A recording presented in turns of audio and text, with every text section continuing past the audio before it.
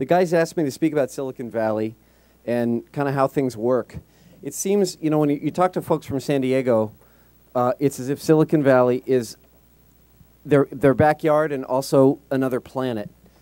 And it's amazing when people who are smart and driven get together, they tend to create the same patterns and follow the same instincts. And so for those of you who are entrepreneurs out here, you know Silicon Valley better than you think you do. So let me tell you a little bit about me. I was born there. I'm a Silicon Valley brat. Plan A is that I'm going to die there. My dad was a pretty important entrepreneur in the Valley, and I grew up at the dinner table speaking technology. You know, if you're born in the center of Beijing, you probably speak Chinese pretty well. Well, if you grow up at the dinner table with a guy who's deep in the stack of technology, odds are good that you pick up a lot of things with or without the formal education. My dad was in World War II. He was responsible for a lot of the radar processing at the time. You know, 1944, radar was like the cutting edge technology. And he went to school on the GI Bill, furthered his studies, and ended up really being a kind of pioneering thinker and inventor and distributor in a number of different areas, most of which revolved around microwave delay lines. So that's the science of measuring electronic signals in various forms, and it is the entire ecosystem that built the old HewlettPackard. And I mention the old HewlettPackard because the HewlettPackard you see today is a completely different beast. When I was a kid, Larry and Sergey were named Dave and Bill. The Google way was the HewlettPackard way, and there was a very strong culture about doing everything right and having employees love the company so that the company would love them back, and there would actually be a company to love them back. Wealth came slower, and the notion of hot IPOs that made overnight 23-year-olds billionaires just didn't happen. And the quality of product was very different, and the world moved slower. So I thought it would be helpful to talk you through the world that I saw growing up and how things changed really suddenly with the whole dot-com revolution, where the geeks really did kind of begin to inherit the earth. So in the culture of the Valley, typically fragile margins have been the zebra that the lions wanted to attack. What I mean by that is companies that are very successful in an industry that's growing tend to develop cultures that are monopolistic. It's a culture of order takers who don't fight for every dollar. They simply exist and move slowly, and they don't innovate. The culture of those successful companies becomes one of protecting market share and slowing death rather than growing. And usually the founders of those companies are long gone and long retired when the companies have grown to a level. In fact, if you ask the top managers of most of the companies in the Valley today what their biggest challenges are, it's to keep a company the size of, you know, you pick at Cisco, feeling like a company that's 15 people fighting for their rent payments. Companies that don't kill zebra become them, and we've seen that many times over. And in the whole internet media space, it's a much more violent and quick death. Look what happened to AOL would be like the poster child for when things go wrong. So luck and timing are your best friend. I graduated business school in Stanford in 1993, and it would have been hard to not be at least moderately successful in the whole dot-com era coming from my background. I went to film school at USC. I thought I had creative talent. Unfortunately, I didn't. But mercifully, I learned at a very early age that I didn't. And I had long hair, and my earring hole was filled with a nice earring, and I was much hipper than I am today. But I loved the creative epiphanies and the little discoveries people had in the media business. And I wanted to kind of marry that with my pretty hardcore technology background that I had just growing up. So I went back to Stanford for biz school. I started a few companies. Some of them were pretty successful, some of them not. I found that I had a very nice home as a quiet angel and or supportive investor of companies as they were growing up. The best mentoring experience I had was from a guy named Gordon Crawford, who's a chairman of Capital Group, which is, I think, the largest money manager in the world today, who really supported me through the whole internet revolution. We were very large shareholders in Yahoo, eBay, Amazon, AOL, and kind of all the names in the day, and really spent a lot of time getting to know the people inside of those ecosystems. In every country, every company felt like a country, which was some tragic novel behind it. And that's for the companies that did this. Other companies, like Amazon, have had a few lives. If you look at their stock chart, it looks like the Rocky Mountains. Jeff Bezos has got to be the most talented manager in the world. He's saved that company and pushed it in directions that, frankly, nobody at the IPO thought he could. And the IPO, for those of you who remember, died. It bombed. It got cut in half in the following weeks. So when I think about things structurally, I think about Silicon Valley as kind of a microcosm for entrepreneurship in the rest of the world. It just happens under a microscope, and it happens with a lot of really smart, driven people who think about boundaries different from the way boundaries are thought of inside of, say, a union-heavy automobile company. If you're a really smart manager going to work at Ford today, I doubt you're thinking about how to reshape the company in 18 months and then dominate the world in some other form in 18 other months. Whereas in Silicon Valley, that's expected. I spend most of my days talking to 23-year-olds who think of me as their great-grandfather. So, so it's a very strange environment when this notion of you can do anything is not just a pipe dream that you hear in a Hollywood movie. It's something that most of us believe. And the world has kind of proven that when you don't accept the traditional boundaries, you can break into things that were previously not discovered.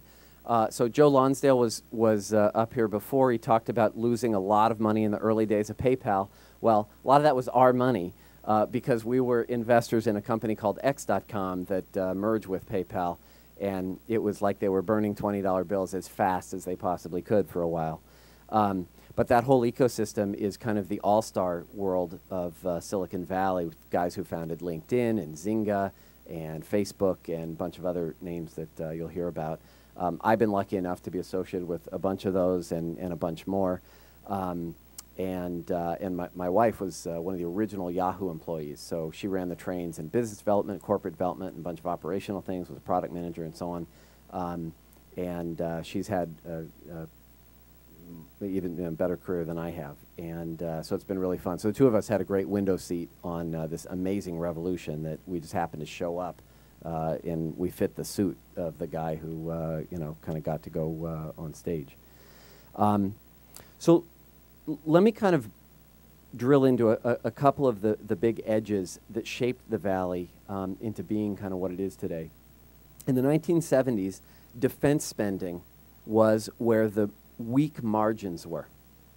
You had highly unionized government contractors who would take 37 pretty mediocre engineers to do something that 3 or 4 engineers could do better, quicker, cheaper, faster, and deliver in a way that was more palatable for the government.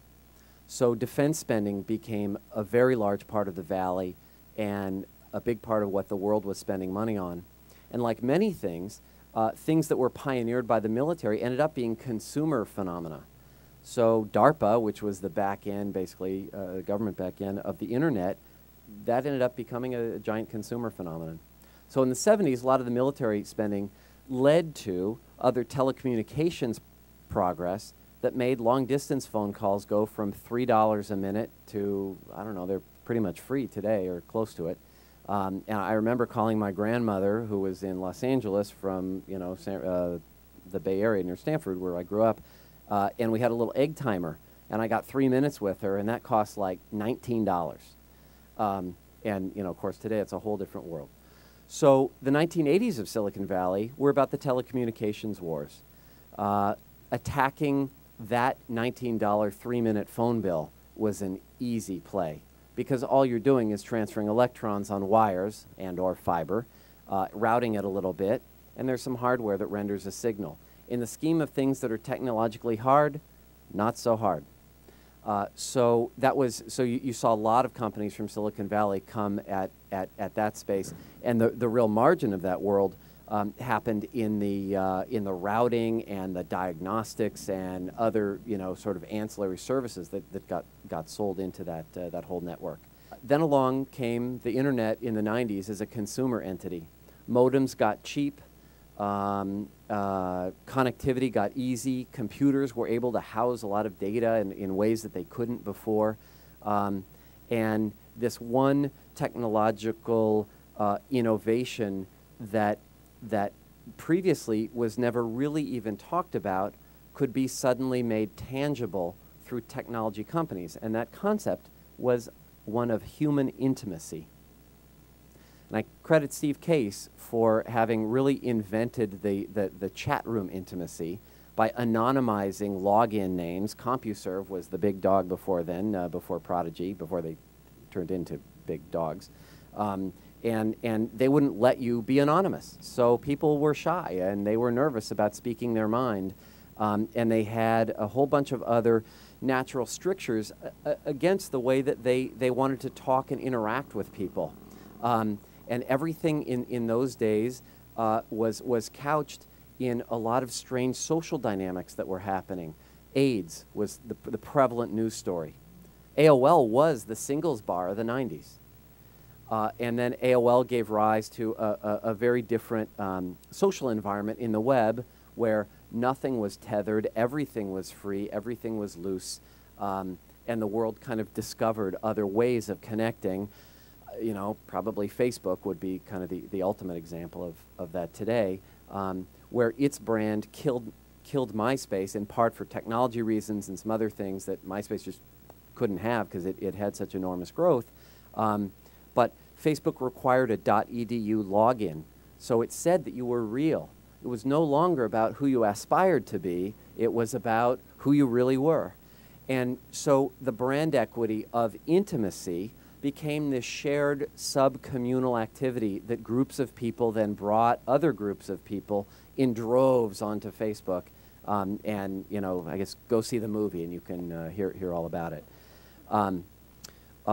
So structurally, as you think about those patterns and where things are going, there's a wonderful kind of implosion that happens. My day job is that I'm a hedge fund manager.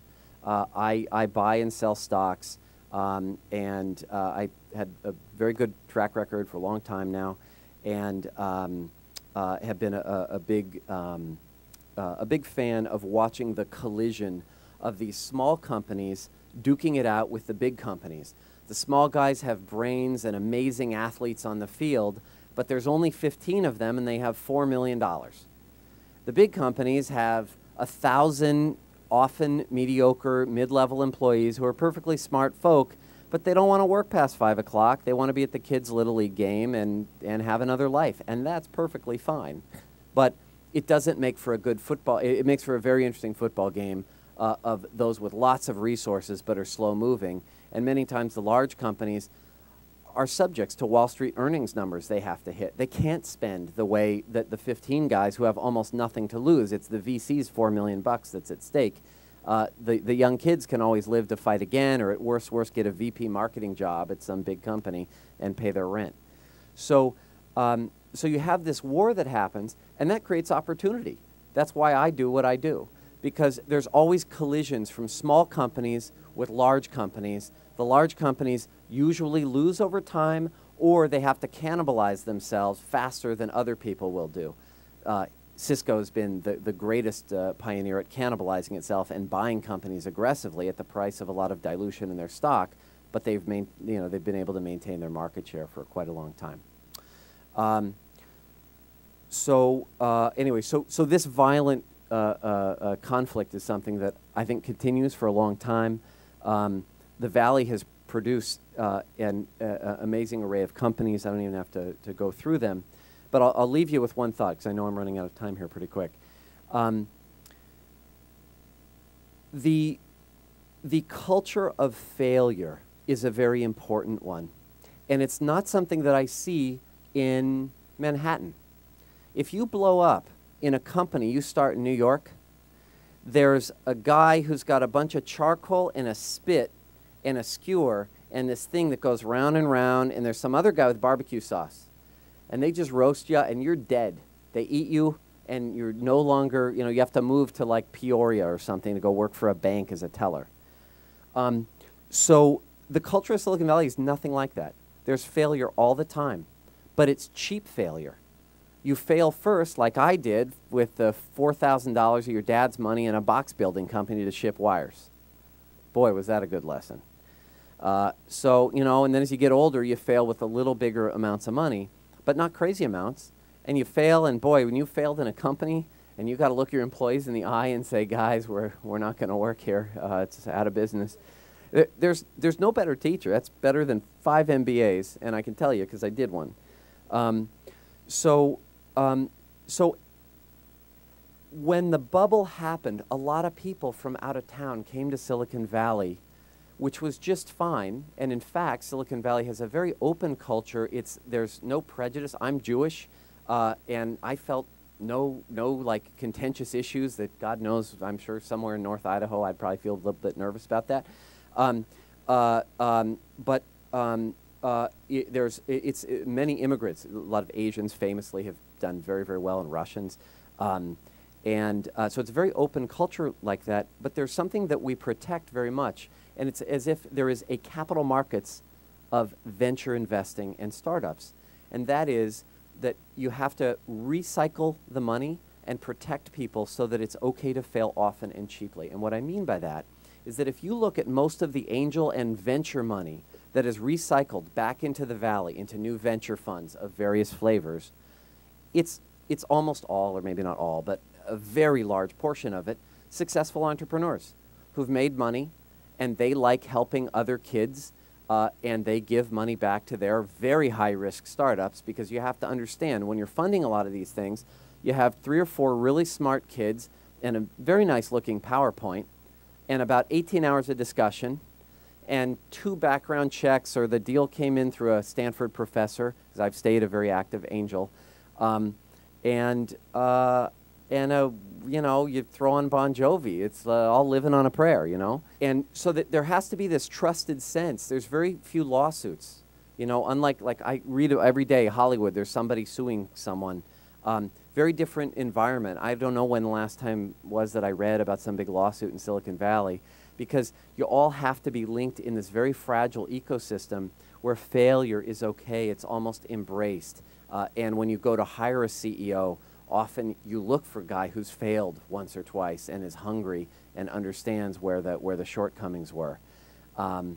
So structurally, that's why when there was a lot of attention in the dot-com bubble and quick greed, there were a lot of people coming in from out of town who wanted to make money in the next 6 quarters.